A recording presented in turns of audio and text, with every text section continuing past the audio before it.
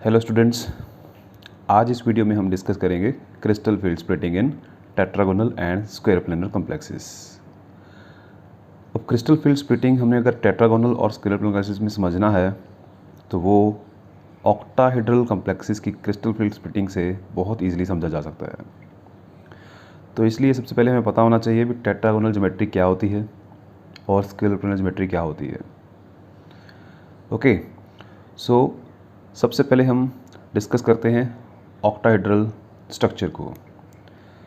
हमें पता है कि एक मेटल के अराउंड जब 6 लिगेंड लगे होते हैं और अगर वो सेम डिस्टेंस पे हों हर डायरेक्शन में, तो वो जो ज्योमेट्री बनती है उसे हम ऑक्टाहेड्रल ज्योमेट्री कहते हैं। जैसे इस स्ट्रक्चर में मेटल के एक्स एक्सिस के अराउंड दोनों साइड पे सेम डिस्टेंस पे हमारे पास लिगेंड लगे हुए हैं। इसी तरह से वाई डायरेक्शन में भी हमारे पास 2 सेम लिगेंड लगे हुए हैं और सेम डिस्टेंस पे हैं। Similarly along the Z axis हमारे पास फिर से 2 लिगेंड्स हैं और वो दोनों भी सेम डिस्टेंस पे हैं। तो इस तरह की जो ज्योमेट्री बनती है उसे हम ऑक्टाहेड्रल ज्योमेट्री कहते हैं। और ऑक्टाहेड्रल ज्योमेट्री के केस में हम crystal field splitting already study कर चुके हैं।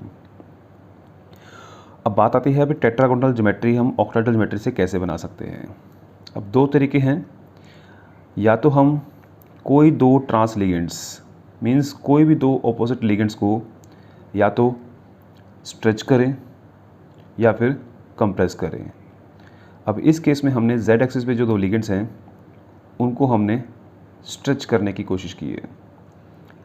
जब स्ट्रेच होगा तो उस टाइम पे हमारे पास इस टाइप की स्ट्रक्चर बनेगी। अब इसमें और इसमें क्या डिफरेंस है वो हम डिस्कस करेंगे। देखने में तो दोनों सेम से लगते हैं कि मेटल के अराउंड 6 लिगेंड्स हैं, इसमें भी मेटल के अराउंड 6 लिगेंड्स हैं। बट डिफरेंस इज़ दैट कि जब हमने 2 लिगेंड्स को स्ट्रेच किया तो मेटल और लिगेंड का जो ये बॉन्ड डिस्टेंस है वो इंक्रीज़ कर गया।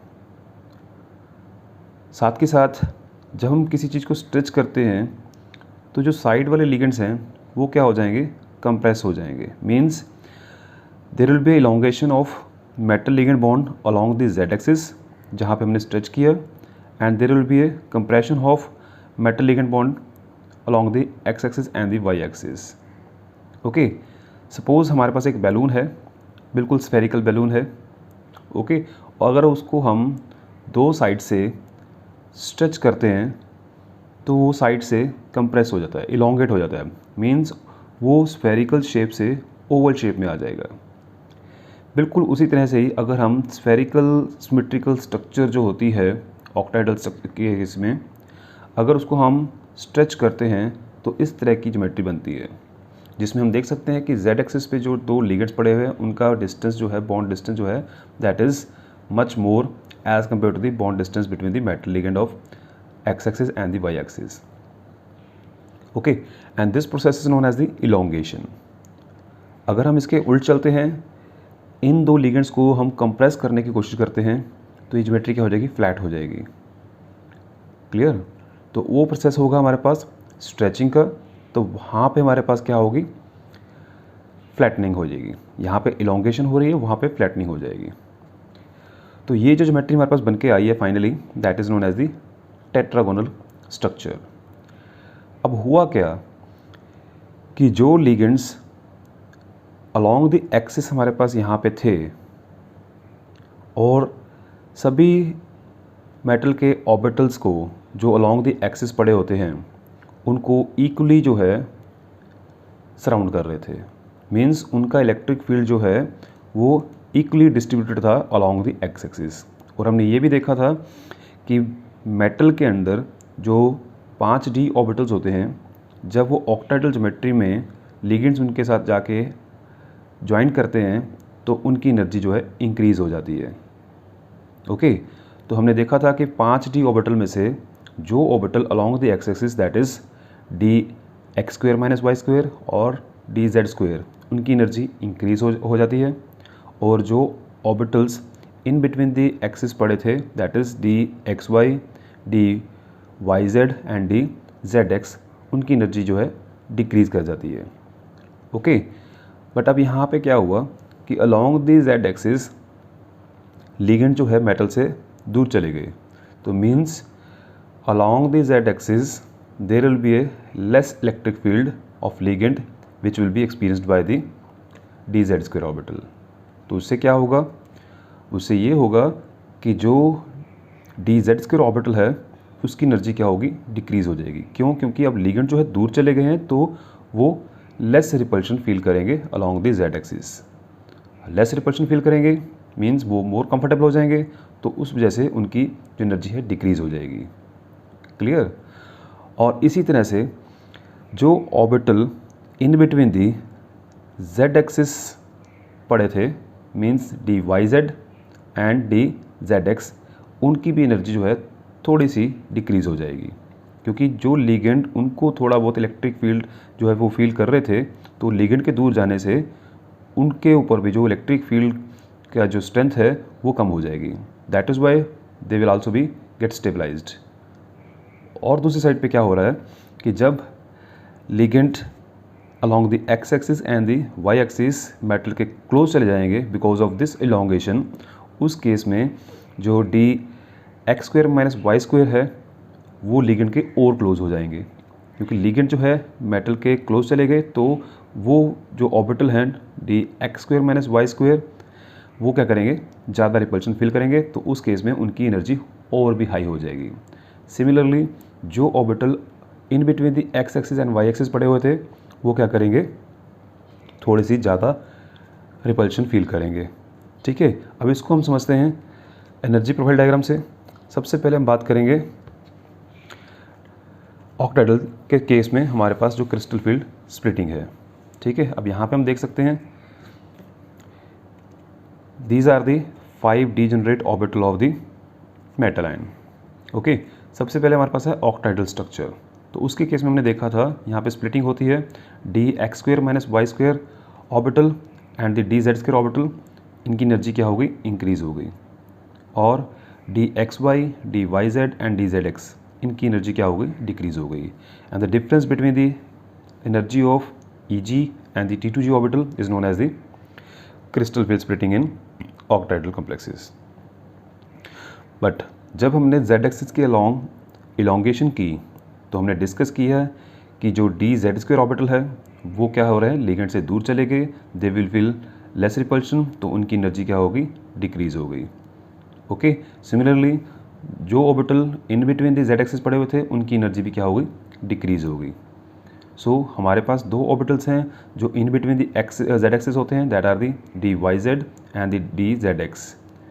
तो ये दो ऑर्बिटल भी लो एनर्जी के हो गए और डी जेड के ऑर्बिटल भी क्या हुआ, थोड़ा सा लो एनर्जी हो गया। और because of the elongation along the Z axis, the orbitals which are along X axis and the Y axis they come close towards the metal, so उस केस में they will feel more repulsion, तो उनकी energy क्या हो गई, high हो गई। तो ये तो वो ऑर्बिटल है जो along the axis x axis और वाई एक्सिस पड़े हुए हैं, और ये वो ऑर्बिटल है जो in between the x axis and y axis पड़ा हुआ होता है। तो इन दोनों की एनर्जी क्या हो गई, इंक्रीज़ हो गई। So this is the crystal field splitting in tetragonal structure. Okay, next हम बात करते हैं स्क्वायरल प्लेनर स्ट्रक्चर के केस में।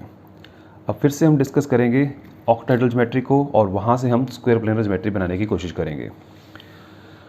तो ये है हमारे पास ऑक्टाहेड्रल स्ट्रक्चर।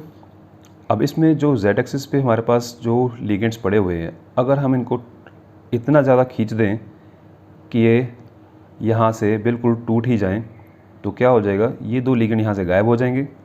ठीक है, तो ये हमारे पास जो ज्योमेट्री बचेगी तो that will be the square planar geometry. Clear? तो मीन्स अब along the Z axis there is no ligand, so there will be no electric field around the Z axis. In that case जो हमारे पास along the Z axis orbital है that is D Z square, उसकी energy क्या हो जाएगी, और भी डिक्रीज़ हो जाएगी। क्यों? क्योंकि अब वो कोई भी रिपल्शन फील नहीं कर रहा है। ठीक है, तो उसकी एनर्जी क्या हो जाएगी, बहुत ज़्यादा कम हो जाएगी, वो स्टेबलाइज हो जाएगा। इसी के साथ ही जो orbital in between the Z axis पड़े हुए थे वो भी क्या हो जाएंगे, रिलैक्सड हो जाएंगे। क्यों? क्योंकि अब जेड एक्सिस की तरफ से कोई भी इलेक्ट्रिक फील्ड है जो उनको रिपेल नहीं कर रहा है। मीन्स इस केस में जो dz² ऑर्बिटल है उसकी एनर्जी और भी कम हो जाती है।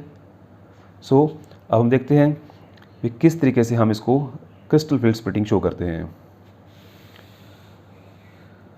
तो यहाँ पे हम देख सकते हैं कि ये जो केस था हमारा टेट्रागोनल स्ट्रक्चर का केस था, जिसमें हमने देखा कि dz² ऑर्बिटल की एनर्जी कम हो गई और साथ के साथ dyz एंड dzx ऑर्बिटल की एनर्जी जो है वो भी कम हो गई because of the elongation along the z axis. अब बात हम कर रहे हैं स्क्वायर प्लेनर स्ट्रक्चर में। अब स्क्वायर प्लेनर के केस में हमने देखा है कि अगर हम z एक्सिस के ऑर्बिटल को रिमूव कर देते हैं तो z² ऑर्बिटल जो है वो क्या हो जाता है, और भी ज़्यादा रिलैक्सड हो जाता है और भी ज़्यादा स्टेबलाइज हो जाता है। तो उसकी एनर्जी क्या हो जाती है, वो डिक्रीज़ हो जाती है। इतनी डिक्रीज़ हो जाती है कि जो dxy ऑर्बिटल है उससे भी उसकी एनर्जी जो है कम हो जाती है। ठीक है, अब हमारे पास जो लिगेंड्स हैं वो along the x axis and the y axis आ रहे हैं, तो उस केस में dxy ऑर्बिटल जो है उसकी एनर्जी हाई हो जाएगी। सिमिलरली जो अलॉन्ग द एक्सिस पड़ा हुआ है, x axis and y axis पड़ा हुआ है, उसकी एनर्जी भी और हाई हो जाती है। तो सबसे ऊपर जो हाई एनर्जी ऑर्बिटल है that is the dx² - y²। उसके बाद आता है हमारे पास dxy। अब ये दो ऑर्बिटल वो ऑर्बिटल हैं जिनमें से एक तो along the x axis and y axis पड़ा हुआ है और ये वो ऑर्बिटल है जो in between the x axis and y axis पड़ा हुआ है। इसलिए इन दोनों की एनर्जी हाई है क्योंकि हमारे जो लिगेंड्स हैं वो सिर्फ और सिर्फ x axis and y axis की तरफ से आ रहे हैं। ठीक है, तो जो तो बिल्कुल ही लिगेंड की डायरेक्शन में पड़ा हुआ है उसकी एनर्जी सबसे हाई हो जाती है, और जो in between the x axis and y axis पड़े हुए हैं क्योंकि अब वो भी थोड़ी बहुत रिपल्शन फील करेंगे तो उनकी भी एनर्जी थोड़ी बहुत हाई हो जाती है। नेक्स्ट है dz² ऑर्बिटल। अब ये अलॉन्ग दी z एक्सिस पड़ा हुआ है इसलिए इसकी एनर्जी डिक्रीज़ हो गई, और साथ के साथ जो ऑर्बिटल्स इन बिटवीन दी z एक्सिस पड़े हुए थे उनकी भी एनर्जी क्या होगी, डिक्रीज़ हो गई। ठीक है, तो इस तरीके से हम crystal field splitting in tetragonal structure and the square planar structure दिखा सकते हैं।